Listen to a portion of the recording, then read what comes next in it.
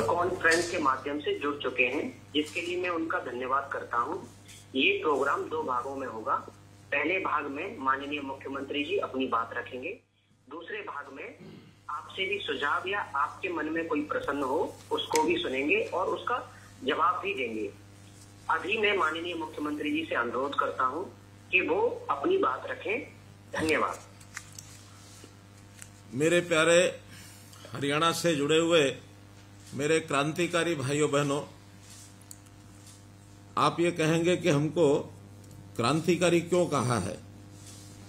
मैं आपसे एक बात साझा करना चाहता हूं कि जब भी कोई विशेष परिणाम लाने के लिए विशेष काम किसी विशेष उद्देश्य से और विशेष तकनीक से किया जाए, उसी को क्रांति कहते हैं। अपने देश में, दुनिया में बहुत क्रांतियां हुई हैं।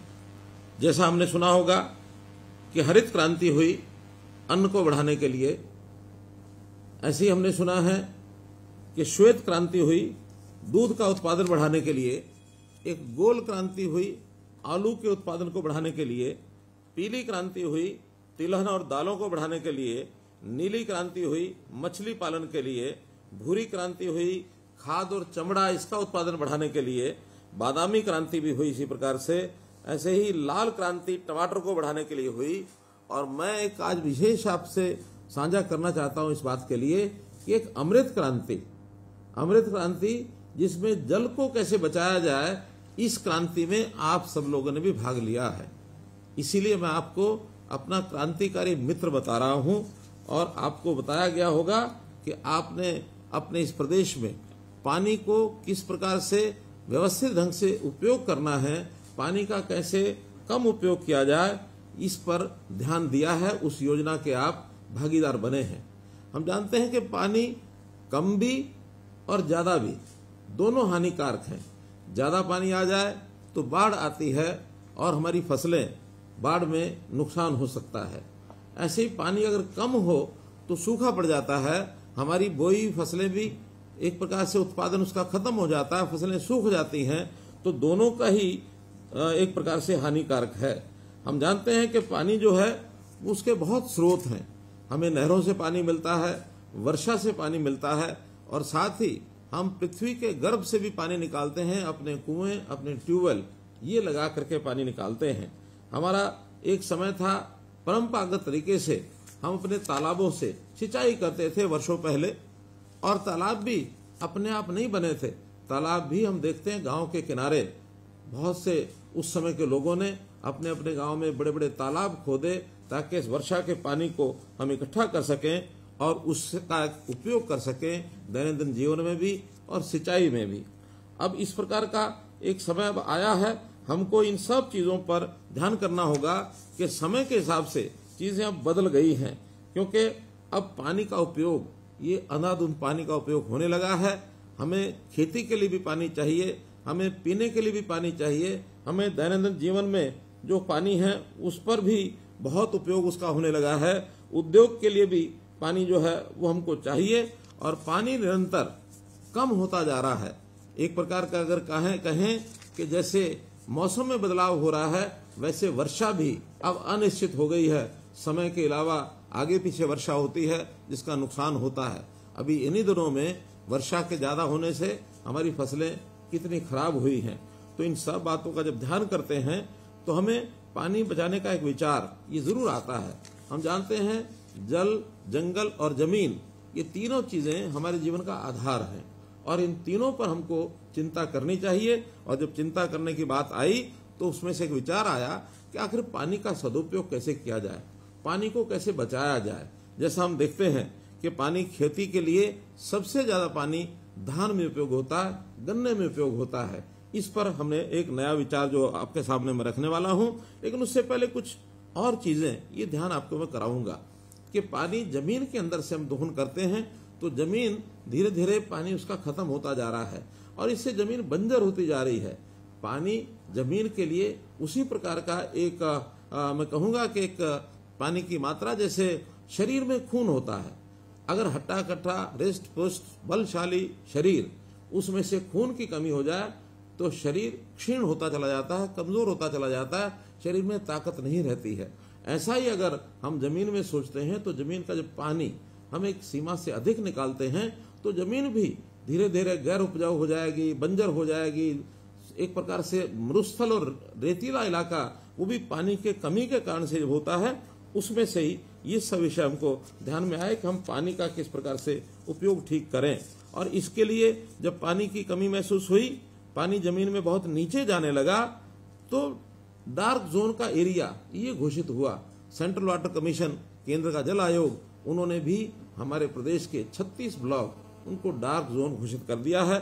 एक रिपोर्ट के अनुसार हमारे 7,287 गांव, जिसमें 3,041 के अंदर पानी की कमी महसूस की गई है और 1948 तो ऐसे हैं जो गंभीर संकट में आ गए हैं। उन जगह पर तो पानी 30 मीटर से भी ज्यादा नीचे चला गया, अर्थात 100 फुट से भी ज्यादा। तो ऐसे जो गंभीर संकट के गांव हैं, उनमें भी पानी की व्यवस्था कैसे ठीक की जाए, तो इसी के लिए मैं ये कहूंगा कि सरकारी जो तंत्र है वो हरकत में आकर के जो कई चीजें हमने की हैं, उसके अंदर जैसा केंद्र में जल आयोग है, ऐसे हमने प्रदेश में भी प्रदेश जल संसाधन प्राधिकरण ये बनाया है और उनको कहा है कि पानी का नियंत्रण ये कैसे किया जाए, पानी का सदुपयोग ये किस प्रकार से हो, और खास करके जिस पानी का हम उपयोग कर लेते हैं और जो पानी खराब हो जाता है, गंदा हो जाता है, उसको भी कैसे सफाई करें, कैसे हम एसटीपी सीवरेज ट्रीटमेंट प्लांट लगाएं, कैसे वेस्ट वाटर ट्रीटमेंट प्लांट लगाएं और उसका उपयोग दोबारा से रीयूज उसको कहना है, दोबारा उपयोग करने के लिए उसको लेकर आए। आपकी जानकारी के लिए हमने करोड़ों रुपए लगा करके 200 एसटीपीज लगाए हैं और इसका लगभग 700 क्यूसेक पानी ये हम इसको दोबारा से उपयोग कर रहे हैं। और इसमें चाहे वो हमारी इंडस्ट्री में काम आता है, चाहे वो बागवानी में काम आता है, खेती में सिंचाई के लिए भी उसका उपयोग कर रहे हैं। तो एक बड़ी जिसको कहना चाहिए बड़े कदम इसके लिए उठाए जा रहे हैं। और इस नाते से दूसरा जो ज्यादा चिंता का विषय है वो जमीन के अंदर का पानी। जमीन के अंदर के पानी को पूरा करने के लिए पहले हमारे तालाब थे, वो भी उपयोगी होते थे। जमीन में पानी को रिचार्ज करके नीचे सतह पर पहुंचाते थे। जमीन पोरस भी होती थी। जमीन के अंदर जैसे केचुए उस समय खेती में काम करते थे, वो जमीन को उसको जो पोरस कर देते थे और उसमें पानी जो है नीचे जमीन में चला जाता था। लेकिन अब हम देखते हैं जैसे केमिकल का जो खाद हमने उपयोग करना शुरू किया है, तब से मिट्टी की परतें, ऊपर की परतें, और वो सख्त होती जा रही हैं और वो ठोस हो गई हैं। सख्त होने से जमीन में वर्षा का पानी भी जो है वो रिसता नहीं है, तो उस रिसाव के ना होने के कारण से नीचे पानी नहीं जा रहा है। हमने इसके लिए कुछ प्रयोग करने शुरू किए हैं, जैसे रिचार्ज वेल, जैसे पानी जमीन के अंदर वर्षा के दिनों में कैसे जा सके, लगभग 1000 रिचार्ज वेल ये हमने बनाए हैं। इसी प्रकार नई झीलें और जो पुरानी झीलें हैं और तालाब हैं उनको साफ करने का काम, नई झीलें बनाने का काम ये हमने किया है। इसके लिए हरियाणा में तालाब प्राधिकरण ये भी हमने बनाया है। लगभग 8000 तालाब हैं, उसको कैसे स्वच्छ किया जाए, कैसे उसकी सुंदरता बढ़ाई जाए, कैसे उसके पानी का उपयोग माइक्रो इरिगेशन के नाते हम उपयोग कर सकते हैं। तो इस प्रकार से ये सारे कदम और हमने उठाने शुरू किए हैं। मित्रों, पानी जो है वो बचाना बहुत जरूरी है। जैसे बताया कि पानी के बिना जमीन सूनी हो जाएगी। हम हमेशा अपनी जमीन को बचाने का काम करते हैं, इकट्ठा करने का काम करते हैं, सपने लेते हैं कि हमारे बाद हमारे बच्चों के वो जमीन काम आएगी, वो जमीन हमारी जायदाद है और उस जमीन को हम अपनी विरासत मानते हैं। लेकिन भूलिए मत कि जमीन के साथ पानी ये भी हमारी विरासत है। अगर पानी के बिना जमीन हमने दी तो उसका कोई उपयोग नहीं हो पाएगा। इसलिए हमने इस कार्यक्रम को शुरू किया जिसका नाम दिया हमने मेरा पानी मेरी विरासत। और मेरा पानी मेरी विरासत के अंतर्गत जो योजना बनाई गई वो यही बनाई गई है कि हम कैसे इस पानी का उपयोग, इसका प्रबंधन ये हम कैसे ठीक करें। और ठीक करने के लिए हमने जैसे कहा कि धान की खेती, ये धान ऐसी फसल है और गन्ना खास करके इस प्रकार की फसल है कि सबसे ज्यादा पानी धान में और गन्ने में लगता है। एक तो हमारे मित्र ऐसे हैं जो हमारे ध्यान में आए, उन्होंने अपने खाने में चावल खाना छोड़ दिया। और क्यों छोड़ा? वो कहते हैं कि 1 किलो चावल के उगाने में, उसको पैदा करने में 3000 लीटर पानी लगता है। कह लगे अगर मैं पाव भर भी यानी चावल अपने भोजन में खाऊंगा तो 750 लीटर पानी इसको मैं खराब करूंगा। तो इस प्रकार से एक संकल्प के नाते मैंने एक उदाहरण दिया है, लेकिन क्या हमारा किसान ये अपनी खेती में विविधीकरण करके अन्य फसलों का उपयोग यानी पैदावार करके क्या उसका पानी का बचाव नहीं कर सकता? निश्चित कर सकता है। जब बातचीत हुई तो हमारे किसानों ने कहा कि हमारी थोड़ी आमदन घटेगी। हमने कहा आमदन अगर घटेगी तो हम इस काम के लिए एक बहुत पवित्र कार्य है, हम स्टेट का जो बजट है वो भी इसमें लगा सकते हैं। आपको घाटा शायद पूरा तो ना भरपाई हो सके, लेकिन जो कारण है उसको यदि आप समझेंगे तो उसका कुछ थोड़ा मुआवजा हम भी देंगे। तो हमने 7,000 रुपया प्रति एकड़ ये मुआवजा शुरू किया आज से 2 साल पहले 2020 में। और मुझे बड़ी खुशी है कि आप सब लोग जो आज जुड़े हुए हैं, हजारों की संख्या में आज जो मेरे साथ किसान जुड़े हैं, जिनको मैंने हमारे क्रांति मित्र ये कहा है, जल क्रांति मित्र ये हैं, अमृत क्रांति मित्र हैं, आप सब लोगों ने उसमें सहयोग किया। और मेरी जानकारी के हिसाब से 1,74,464 एकड़ पिछले 3 साल में, और इतनी जमीन पर चावल छोड़ करके और दूसरी फसलों के ऊपर आपने जो काम किया है, चाहे उसमें मक्का है, कपास है, बाजरा है, खरीफ की दालें हैं, खरीफ तिलहन है, सब्जियां हैं, चारा है, पॉपुलर सफेदा, ये भी हमने जोड़ दिया है। तो ऐसे लगातार हम तीनों वर्ष में जो रिजल्ट निकाल पाए, 1,74,000 और 464 एकड़ भूमि पर हमने अपनी बिजाई दूसरी फसलों को बो करके एक बहुत अच्छा काम किया है। और मैं चाहूंगा कि आपने जिन्होंने काम किया, ये एक पवित्र कार्य, पुण्य कार्य किया, अपनी अगली पीढ़ी के लिए किया। और इसमें लाभार्थी आप नहीं हैं, लाभार्थी तो सारा प्रदेश है। यानी हम कहेंगे कि हम लाभार्थी 7,000 रुपए के हैं, 7,000 रुपया तो केवल एक थोड़ी मात्रा में आपको जो आपको नुकसान होगा उसकी पूर्ति करने के लिए दिया। लाभ तो हमारी अगली पीढ़ी को हो रहा है, पूरे प्रदेश को हो रहा है। आप तो इसमें कर्म करने वाले कर्मार्थी बने हैं। कर्म करना ही हमारे लिए बहुत श्रेष्ठ जो काम है वही है। हम कर्म करते जाएं, फल तो जिसको लेना होगा हमें मिलेगा या किसी और को मिलेगा, इसकी चिंता नहीं करनी चाहिए। लेकिन निश्चित रूप से ये एक फलदायी कार्य है, इसको हमको अपने आप को भी करना है और बाकी लोगों को भी इसके लिए कराना है। और हमने तो यहाँ तक कहा कि अगर, क्योंकि हमारे किसान भाई जानते हैं कि 3, 4 साल, 5 साल के चक्र में एक साल फसल न बोई जाए तो फसल की उपजाऊ जो शक्ति है वो बढ़ती है। आप अगर विविधीकरण से दूसरी फसल न भी बोएं, लेकिन धान की जगह की फसल को आप खाली भी रखते हैं तो जमीन का उपजाऊपन बढ़ेगा और उसके बदले में भी हम 7,000 रुपया ये आपको देने वाले हैं। एक दूसरा तरीका पानी को बचाने का हो सकता है डायरेक्ट सीडिंग, सीधी फसल की जो बिजाई है धान की, अगर वो करते हैं उससे भी हमारा पानी बचता है। इसके लिए भी हमने 4,000 रुपये प्रति एकड़ इसका जो अनुदान है ये दिया है। तो उस पर भी बहुत से जो हमारे बंधु हैं वो आ गए हैं। और अब हम चाहते हैं कि हर गांव का पानी ये बचना चाहिए।